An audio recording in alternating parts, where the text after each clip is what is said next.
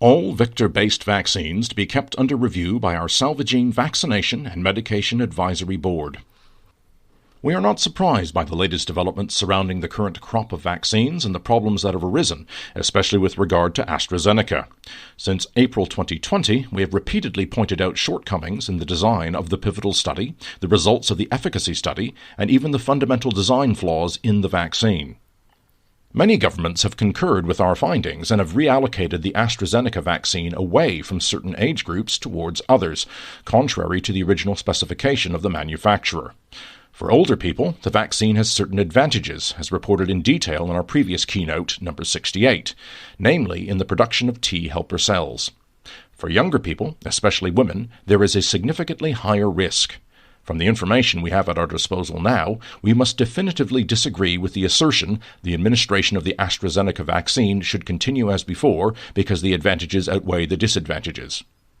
Although this approach may well be the right one within the overall objective of controlling the pandemic, it is certainly wrong on an individual level. A distinction must always be made on the basis of age groups and gender-specific groups.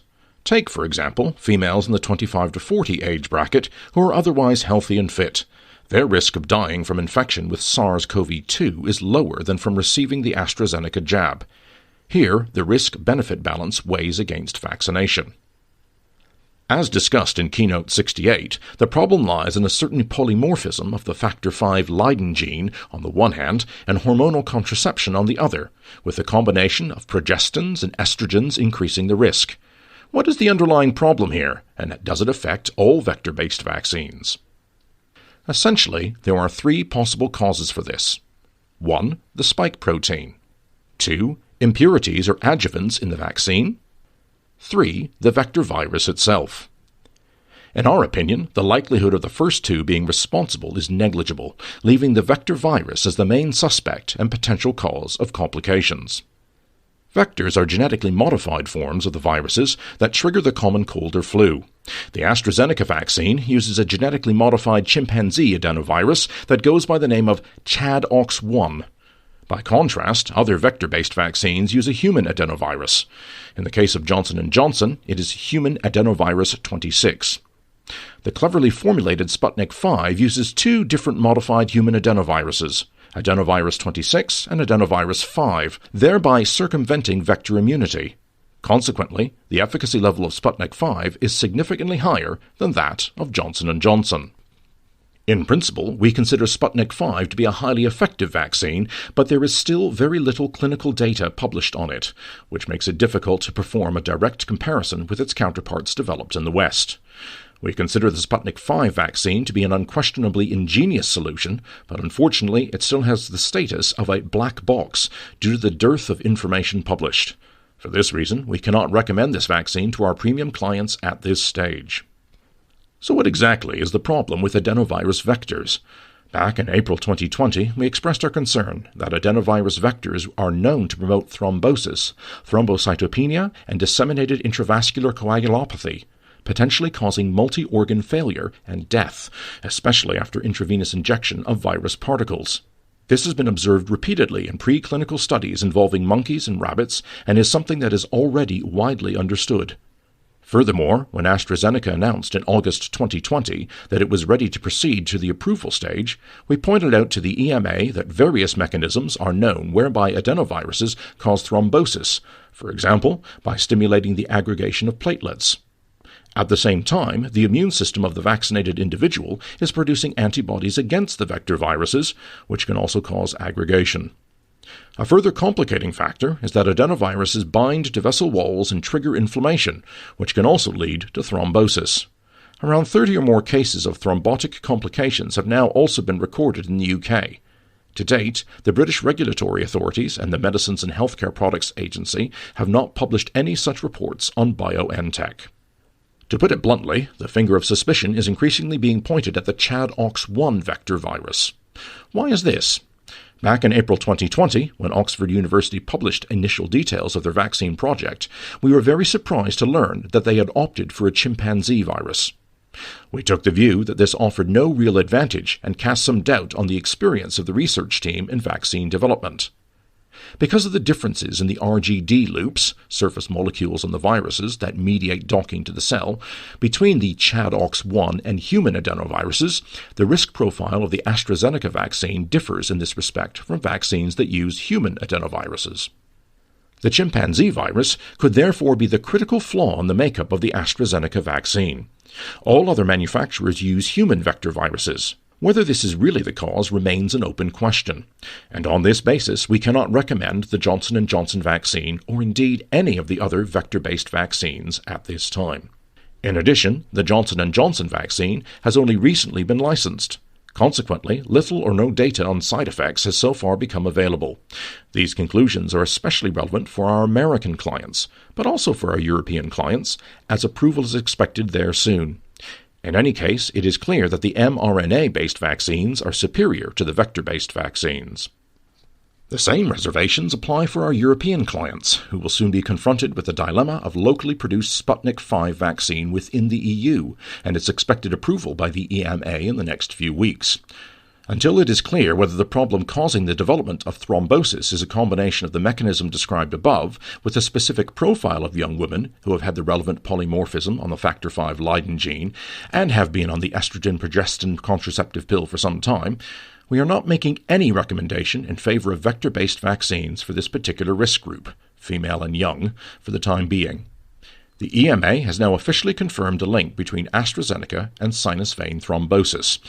Although they accept this risk as a possible side effect, they have not changed the unrestricted approval status of the AstraZeneca vaccine. We might be able to understand this decision if only one vaccine were available, but there are alternatives that do not require the recipient to take this risk. Despite the reservations expressed above, we remain open to vector-based vaccines, including AstraZeneca, for use in older males because of the benefit they confer in terms of producing new T helper cells, as mentioned above. Production of these cells is generally less active in older people because their T helper cell profile has evolved over a lifetime and delivers a less precise response to a potential infection. This is where AstraZeneca offers a bonus for elderly recipients. A new challenge arises with people who have already received their first shot of AstraZeneca. The question is how to proceed with administering the second dose, as different countries adopt different approaches. There is actually only one defensible compromise. At the moment, it looks as if many European governments, as well as those in Australia and Canada, are leaving it up to the individual who has had the first dose of AstraZeneca vaccine to decide whether to have the second. The vaccinated person then takes the liability on him or herself. There is a guideline from AstraZeneca on this. For the risk group comprising young women who are taking hormonal contraception or are genetically vulnerable, we consider it unsuitable. The Standing Vaccine Commission, STIKO, in Germany, goes so far as to recommend an mRNA-based vaccine as a second dose, but we have strong reservations about this solution. It sounds good in theory, as the antibodies would be produced in a broader configuration, but there has not been a single study anywhere in the world on the implications, so we would therefore not recommend this course of action. Changing the name of the product, as it is now being considered in the UK, does not solve the existing problem either, of course. Fortunately, not a single one of our premium clients has so far had an AstraZeneca vaccination. If a client had done so, it would make sense to measure certain factors, especially blood clotting, to see what the consequences of the first jab were, to assess the risk profile, and to do an antibody count, especially types 1 to 3, with the aim of establishing whether the immunity level is adequate. This would buy time until the first studies on mixed vaccinations become available. Premium clients who have a case of this kind among their circle of acquaintances are welcome to get in touch with their Salvagene consultant and to provide us with contact details. We will be happy to advise on what kind of tests are appropriate in the individual case. In combating the pandemic, it is crucial to address immunity in children and adolescents, as they are coming more and more into focus as carriers and are also manifesting increased complications and illness. Although Johnson & Johnson has already done a lot of preliminary work, especially in the USA, and has delivered essentially positive results, we cannot make a recommendation here either until the vector-based issue is completely clarified. We continue to favor the BioNTech vaccine for our premium clients and their children, even ahead of the more recent Moderna. Quite simply, the BioNTech product has more data on its effectiveness in adolescents. We are nonetheless not quite as gung-ho as our colleague Akiko Iwasaki at Yale University. From a scientific point of view, Israel is the benchmark country, so we expect to have a lot more data when their rollout of BioNTech among the under-16s begins in May. We are much more cautious about the announcement made by Pfizer and BioNTech and about the corresponding study on the effectiveness of their vaccine against the South African variant. This study involved a few hundred volunteers over a period of 6 months. For most of this time, the South African variant did not exist at all, so we are not able to say with any certainty how effective Pfizer is against the South African virus variant.